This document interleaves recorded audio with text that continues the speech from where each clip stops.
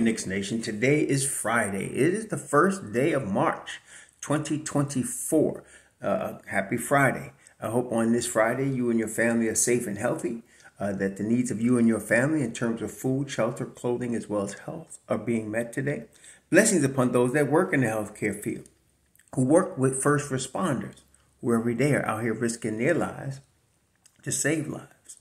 And those that pick up garbage for us to keep our streets and our places and our towns and villages clean and disease free. And those also that make deliveries for our convenience. Double blessings upon the men and women out here trying to help rescue, deliver, and recover teenagers and children who are the victims of child molestation and pedophilia. People who are victims of pornography and child pornography, prostitution, child prostitution, human trafficking, sex slavery. Double curses on the perpetrators of these things, double curses on those who profit from these things, and double curses on the perverts that create the demand for these industries. Finally, double blessings on the homeless. There are nearly 600,000 men, women, and children homeless in the United States of America today, and millions around the world in similar or worse conditions. Blessings upon them, for theirs is the kingdom. There was a basketball game last night. The New York Knicks lost to the Golden State Warriors 110-99. In observing the game from the first quarter, as a matter of fact, the Golden State Warriors outscored the Knicks 31-19. They started off, I think it was 12-0 against the Knicks, maybe 14-2. It was the Knicks didn't score for a good 4 or 5 minutes in the first quarter. And what I noticed was fatigue. I think the minutes are starting to get to the players, that are the core players that are left from the injuries. And you can tell because if you look at the game, in fact, all of the shots that were taken in the first quarter was hitting the front rim, which tells you they're not getting legs into the shot, which tells you they got tired legs. Okay, and not everybody, but the starters, definitely the starters. Dante DiVincenzo, Josh Hart, Jalen Brunson, the Villanova trio, they were all looking fatigued. Now, Hartenstein was the most concerning. He only played 20 minutes last night. He had 6 rebounds, 6 points. He was minus 18. Not only he just didn't have the energy that he would normally have, he just didn't have the production that he would normally have. He wasn't in foul trouble. He only had 2 fouls. He was not playing anywhere near the level that we have been used to seeing him play this season, both when he was coming off the bench from Mitch Rob and when he started when OG Anunoby came. He has just not been that guy. Now, at first, it's been the Achilles, right? And I don't know if it's still the Achilles. But he just didn't bring it last night. He just did not. And like I said, in the Precious, again, he had 3 points. He played 26 minutes. He did have 8 boards. He had 2 blocks, but he was half a step slower last night. Okay, they all were.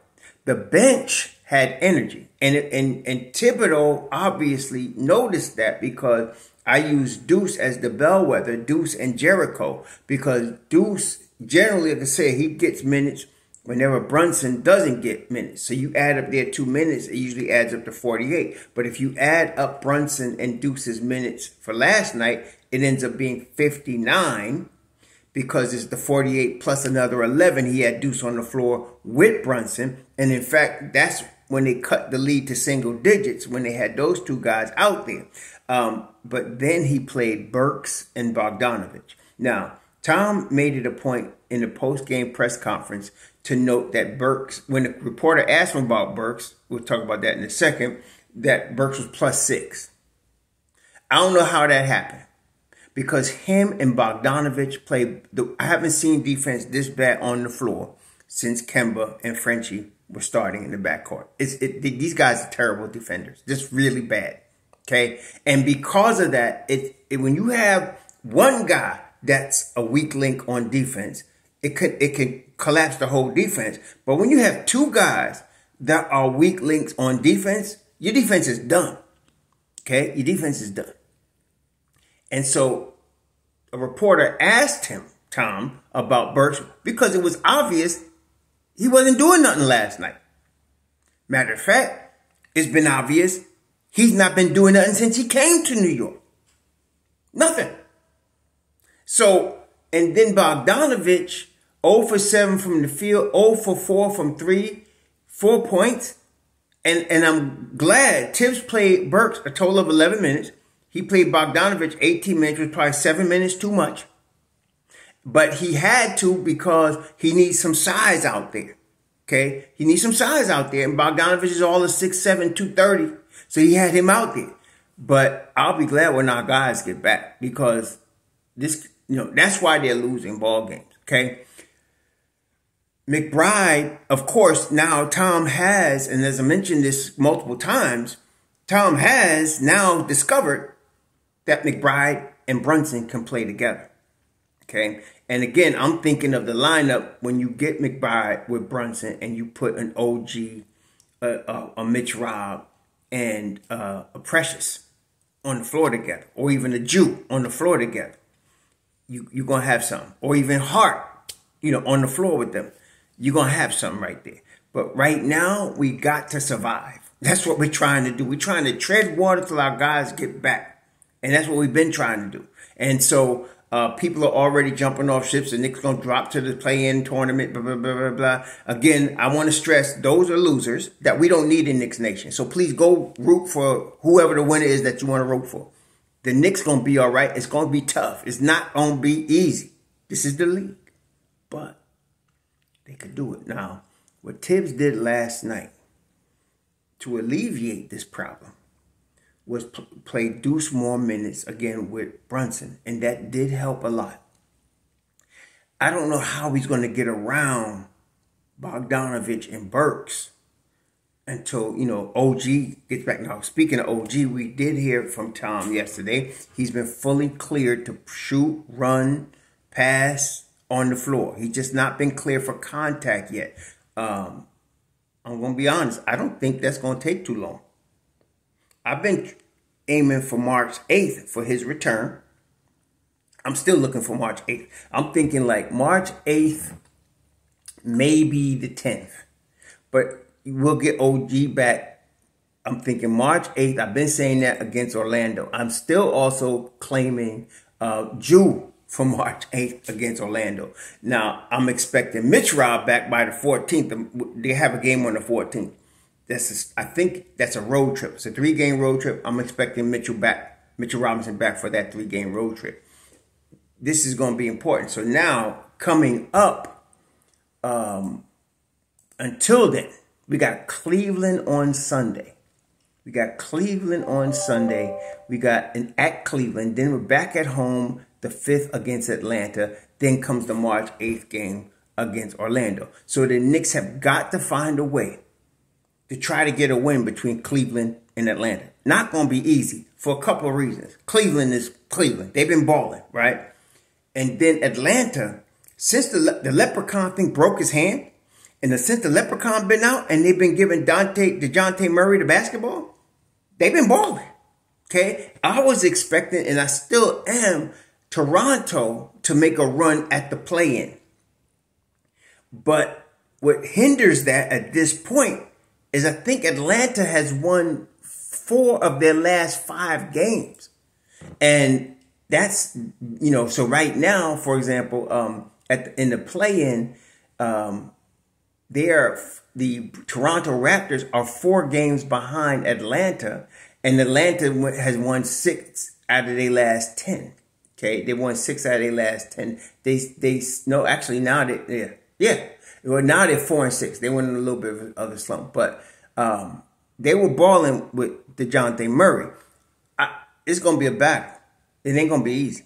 So, and with the Knicks' defensive liabilities, see, and a lot of people keep bringing up Quentin Grimes because you just like to bring up stupidness. You can't do nothing. Grimes ain't here. Okay, he's gone. But when he was here, yeah.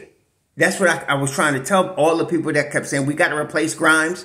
And I kept saying, his defense is what you're not catching. Now you see it. Okay? But once OG gets back and you can return Hart to the bench unit, at least you'll have Precious, Hart, and Deuce on that bench unit. I'm telling you, Tom is going to have to do something about one of them two new dudes. They can't both be in the lineup. And I don't know which one it's going to be, but he need to make a decision. I'm going to tell you what he ain't going to do. He ain't going to make Deuce situational. And he ain't making Hart situational. And he ain't making Precious situational. He ain't doing it. And all the people that keep thinking, well, we need Bogdanovich shooting. Oh, do it. 0 for 7, 0 for 4. We need that, huh? What? We're going to hang our hat on that one game against Philly? Nah. Defense. No defense. No bueno. If the Knicks could have played with defensive energy yesterday in the first quarter, they might have won this game. Okay? We need OG to come back, and I'm hoping it's Friday. Until then, they're going to have to figure out a way to get through these next two games. Now, how can they do it? Today is Friday, right? So they got a game in Cleveland on Sunday. Gives them 3 days until the game. Well, 2 days. 2 days rest. Then they got the game, on, I think it's a nationally televised game. And I think it's on Sunday night. Let me just check that. It's a nationally televised game, if I'm not mistaken. No, it's not. Thank goodness. Okay. No, it is. It's on ESPN at 7 o'clock on Sunday. It's a nationally televised game. Okay. So anyway, they get most of 3 days to rest. I do not expect Brunson and DiVincenzo to be in this slump continually. Okay, I do not expect that. I'm hoping they can break that and beat themselves. Brunson was 4 of 7. He shot the ball pretty good yesterday. But DiVincenzo, 2 of 12 and 6 of 21. He's been shooting like that for the last couple of games. I don't expect that to continue.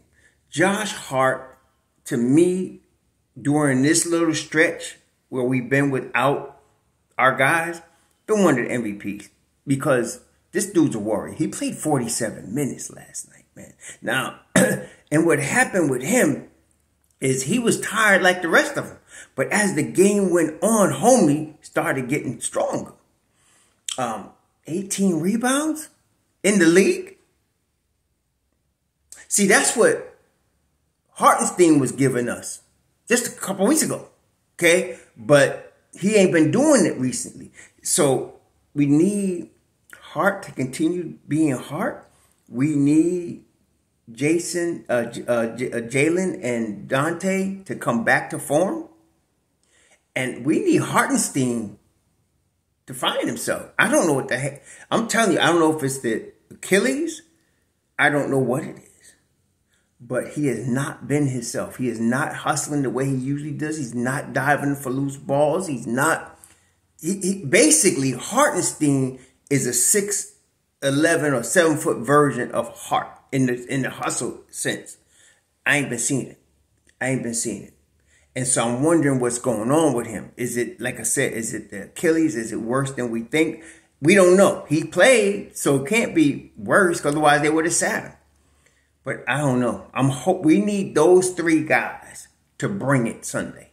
Okay, we forget that Cleveland's second in the East. We need those 3 guys to bring it. And I'm hoping Tibbs continues to give us more Deuce as support for Brunson and Hart and Dante. Give us more Deuce. Deuce played with energy. Okay, Deuce was Deuce last night. Okay, and so and Sims, I got to give kudos to Sims. 22 minutes. Sims was +6, 10 points. Sims had 5 boards. Sims had energy. He played with energy last night. He did. And he was even a little huffy, but he played with energy.